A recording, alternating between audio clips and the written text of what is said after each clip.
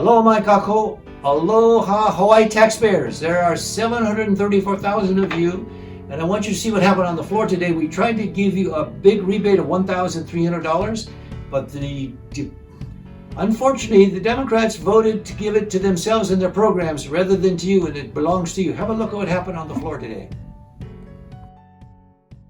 This one affects everybody in the state of Hawaii, Mr. Speaker. This is an amendment for what otherwise was symbolic, i.e. the governor wanted to give $100.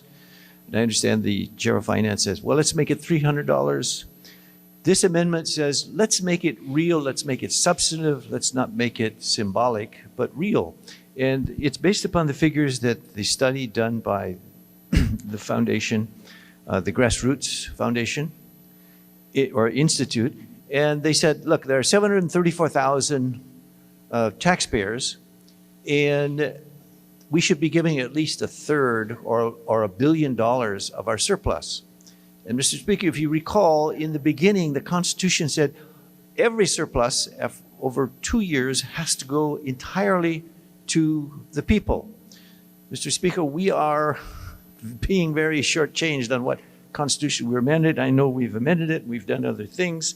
But this one is to say, let's make it according to what the Grassroots says and give $1,361. That's $1 billion divided by 673 taxpayers. This is the fair way to go, Mr. Speaker. Our people are hurting. You know, often I speak on this floor, we have the equivalent of 48% in the Alice study saying we are at the poverty level, we are one paycheck away. This would be real and substantive, not symbolic of $100 or a couple hundred, $300. It would be that which people will remember the session for the generosity of this session. It would be a real refund of $361, and this amendment would show we're serious. And that is for the people of Hawaii. And Mr. Speaker, the bottom line is this. This is their money, not our money. Let's give it back to the people it belongs to. Thank you, Speaker. Thank you, Mr. Speaker. In strong opposition. Please proceed. First of all, I disagree with what the representative of Hawai'i is insinuating as a surplus.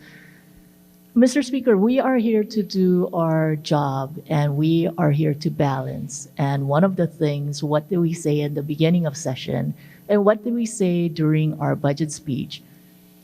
With any type of funds and surplus funds we have, the number one thing that we committed to doing this year is to help Native Hawaiians. The $600 million commitment to DHHL, and in addition to that, the budget also provides not just $600 million, it also provides significant amount for lot development. The significant thing of that, and also raising the pro rata share of Office of Hawaiian Affairs from the initial amount to what it is now, those are significant things. And I think, for the body, the preference is to take care of these needs that have been unmet for many, many years. It is our obligation to take care of these needs so that the future generation and future legislators don't have to deal with some of these things that we have a responsibility to do. The other thing that this body is committed to doing is making the EITC permanent and refundable. That comes with a price tag of $50 million. But I think there's a commitment by this body to take care of the most vulnerable population of this state.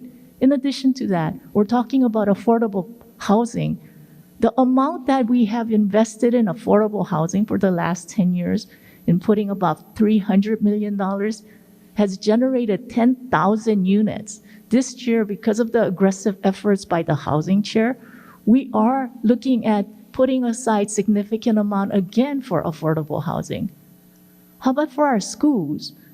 In fact, the Hawai'i representative just recently talked about needing AC in all those schools. Why would we jeopardize putting school supplies and AC in our schools just so that we can take care of we have a responsibility to take care of many of the needs. reinstating adult dental.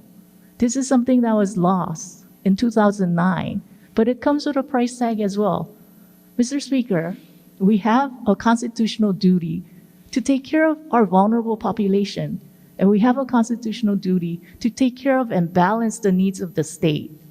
So as such, I strongly oppose this measure, and I think first and foremost, we need to make sure that we have money set aside for DHHL before we make any other commitments. Thank you very much. All right, members, we'll be taking a voice vote on the floor amendment. All those in favor of the floor amendment say aye. Aye. All opposed say no. No. Floor amendment fails. We're back on the main motion. Any discussion on SB 514? Well, there you have it.